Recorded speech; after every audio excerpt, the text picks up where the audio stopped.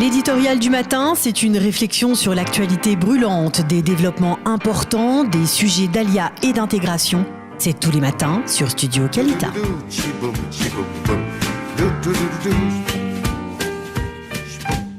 Jonathan Akaibon, bonjour. Bonjour. Boker Tov, merci d'être avec nous ce matin sur studiokalita.com. Alors, vous êtes le responsable, le directeur de Greenpeace en Israël. Directeur de campagne.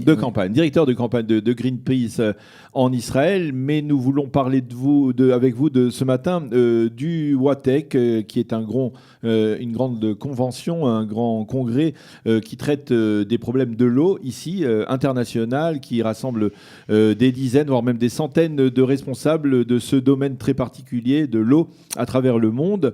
Et à cette occasion, je voudrais vous poser une question parce que peut-être ceux qui ne suivent pas l'actualité au jour le jour ne l'auront pas compris. L'État d'Israël était il y a encore quelques années un État en presque constante pénurie d'eau, qui était à la recherche de cette matière vitale. Et aujourd'hui, on a le sentiment, et surtout après qu'on ait vu le Premier ministre indien conduire ce fameux véhicule qui est capable de désaliniser l'eau de mer, on a l'impression qu'Israël est devenu une puissance qui fournit de l'eau. On le sait par exemple dans le cadre de l'accord de paix avec la Jordanie, qui fournit de l'eau en quantité extrêmement conséquente à la Jordanie, mais qui aussi pourrait devenir un exportateur d'eau à l'étranger. Qu'est-ce qui s'est passé entre il y a 10 ans et aujourd'hui? Il y a une évolution qui, je crois, elle s'est faite dès le départ, déjà même à la création de l'État.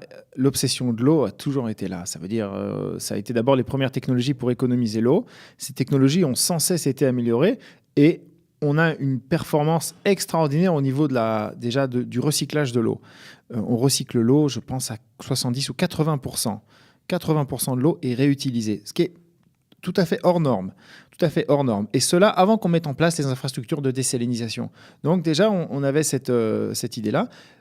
On a développé les technologies de désalinisation, on les a exportées dans le monde entier. C'est-à-dire qu'à un certain moment, probablement aux alentours du début des années 2000, l'État d'Israël a compris qu'il n'avait pas d'autre moyen que de construire des usines ou des moyens de désaliniser l'eau de mer pour essayer de faire face à cette pénurie, parce que finalement, on voyait que le niveau du lac de Tibériade ne cessait de baisser, que les nappes phréatiques ne pouvaient pas suffire à l'ensemble de la consommation. Il y a une décision, on va dire, stratégique qui a été prise. Il y a une décision stratégique qui a été prise. Comme dans pas mal de domaines ici, je le vois aussi dans le domaine de l'énergie, je le vois dans le domaine où il y a en fait des technologies israéliennes qui sont extraordinaires, qui sont exportées dans le monde entier. Et puis en Israël, elles ne prennent pas parce que la bureaucratie ici est un peu plus difficile peut-être. Alors, donc ça a pris du temps et la désalinisation qu'on attendait, finalement, s'est mise en place ces 10 dernières années, et elle produit aujourd'hui aux alentours de, je pense, entre 15 et 20% de l'eau que l'on consomme. Ce sont des usines qui sont déployées le long du littoral? Exactement, essentiellement à Ashkelon, dans la zone d'Ashkelon. Et donc, ça produit des quantités énormes d'eau. Ça utilise quand même aussi pas mal d'énergie. Je pense que 4% de la consommation d'électricité en Israël, c'est uniquement pour la désalinisation. Donc, c'est une certaine facture. Et en tout cas, oui, ça nous a sauvés, nous, de la pénurie d'eau. Alors, il y a toujours la question qui se pose, parce qu'à l'époque, finalement, on a souffert pendant des dizaines d'années de pénurie d'eau, après avoir un peu bloqué tous les endroits où on pouvait tirer de l'eau. Ça veut dire qu'on a bloqué le lac de Tibériade et finalement l'eau du lac de Tibériade ne descendait plus dans la partie sud du Jourdain et jusqu'à la mer Morte. Donc aujourd'hui, le niveau de la mer Morte continue de baisser de 1 mètre par an. Il y a grosso modo, pour vous donner un ordre d'idée, suivant les rivières, entre 50 et 90% moins d'eau que ce qu'il y avait il y a 60 ans. Donc il y a toujours une pénurie d'eau, on va dire une pénurie physique d'eau. Maintenant, nous, pour notre consommation... Qui est guérissable, que l'on peut résoudre? Oui, mais c'est-à-dire qu'il faudrait décider finalement de poncter, de prendre moins d'eau de ces nappes phréatiques et de rendre finalement plus d'eau à la nature. C'est une décision qui peut toujours se prendre. Et il faut espérer que dans les années qui vont venir, c'est ce qu'on va faire, parce que la situation n'est pas très encourageante. Notamment, enfin, je ne suis pas là pour, on va dire, tirer la sonnette d'alarme, mais disons qu'il y a La quand mer même... morte. Voilà, la mer morte baisse de Oui. plus d'1 mètre par an. Il y a des trous énormes dans la mer morte. Bien entendu, tout celui qui est allé dans un des hôtels de la mer morte a pu constater effectivement que la mer s'éloignait. Et si je ne m'abuse, l'un des points qui a été au cœur des discussions il y a quelques jours entre le ministre français des Finances, de l'économie et des Finances, Bruno Le Maire, et le ministre israélien de l'économie, Moshe Kahlon, c'était justement d'essayer de développer une coopération pour tenter de mettre au point ce fameux projet du canal des deux mers qui pourrait relier la mer morte à la mer Rouge. Est-ce que ce projet est de nature à sauver, on peut dire, la mer morte ? C'est vraiment très difficile à dire. Tant il y a des inconnues qui sont extrêmement importantes sur la mer morte. Ça veut dire d'abord, il faudrait agir très rapidement pour remettre de l'eau dans la mer morte. Et il ne faudrait pas attendre de creuser un canal. À part ça, le canal a des inconnus. Il faut étudier un peu les tenants et les aboutissants. Il faudra arriver à intégrer dans la mer morte une eau qui soit de la même qualité que l'eau de la mer morte. C'est que l'eau qui rentre dans la mer morte, c'est techniquement, a priori, c'est faisable. Ça permettrait de créer tout le long de l'énergie. Reste à savoir si on peut coopérer. Reste à savoir dans quel temps on peut faire ça.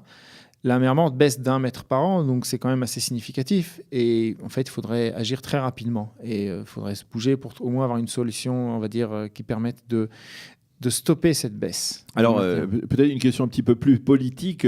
L'eau a toujours été une source de conflit entre les nations. Est-ce qu'aujourd'hui, l'eau rapproche, on peut dire, des populations israéliennes, palestiniennes, les problématiques de l'eau en Judée, en Samarie aujourd'hui ?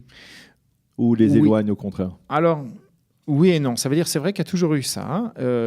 Et on voit les deux tendances. On voit à la fois des Palestiniens se plaindre qu'Israël lui vole ses ressources en eau. On voit des Israéliens se plaindre que les Palestiniens polluent l'eau et que l'eau, après, la pollution arrive en Israël. Donc ça, on a ça d'un côté, parce que je pense que d'un côté comme de l'autre, il y en a qui n'ont pas envie de coopérer, donc c'est ce qu'ils vont dire. Ceux qui ont envie de coopérer, quand même, y arrivent. Ils sont plus discrets. Il y a une ONG israélo-palestino-jordanienne qui, elle, essaie de faire des projets communs dans le domaine de l'eau, notamment dans le Jourdain et dans le Jourdain, de la partie sud du Jourdain, qui, elle, souffre d'une pénurie d'eau très grave. Alors, ils ont fait un projet, et grâce à ce projet, où collaborent pour l'essentiel Israël et la Jordanie, il va y avoir de l'eau qui va être, je crois, 20 millions de mètres cubes qui vont pouvoir être versés dans la partie sud du Jourdain. Mais dans l'ensemble, la collaboration, l'aspect politique, malheureusement, plombe. Et je peux vous dire, puisque nous sommes ici à Jérusalem, qu'il n'y a pas très loin d'ici une rivière mythique, c'est le Kidron, qui était la rivière qui servait d'un peu d'égout au temps du temple. J'avoue que quand il y avait les sacrifices, alors c'est là-bas que tout se déversait. Mais enfin, ce Kidron est une rivière qui aujourd'hui est une bouche d'égout à ciel ouvert, avec, je crois, 10 millions ou 13 millions de mètres cubes par an d'égouts qui vont là-bas. Et il faut une collaboration pleine pour l'essentiel d'Israël et des Palestiniens, puisqu'il y a certaines villes qui sont en zone B et même en zone A qui déversent aussi leurs égouts là-bas. Et donc, il faut cette collaboration. Cette collaboration, on n'arrive pas à l'obtenir depuis des dizaines d'années. Alors, l'action de Greenpeace en Israël, c'est une action, on va dire, ce sont des campagnes.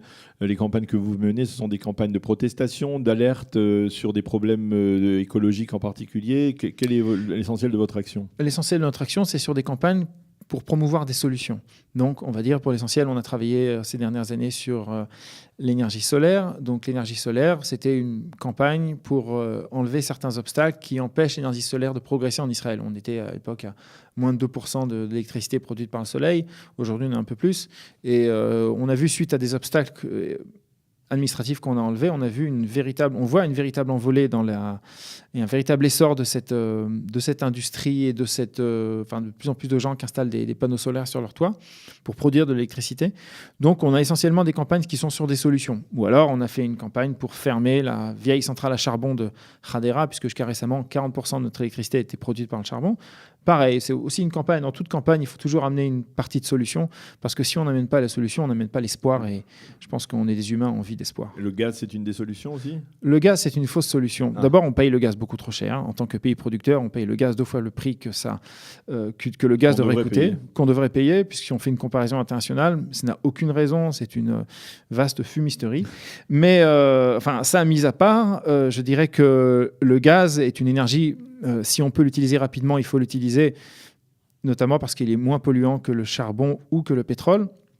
Mais ça reste un gaz qui émet beaucoup de gaz à effet de serre. Il faut aussi penser à cet aspect-là.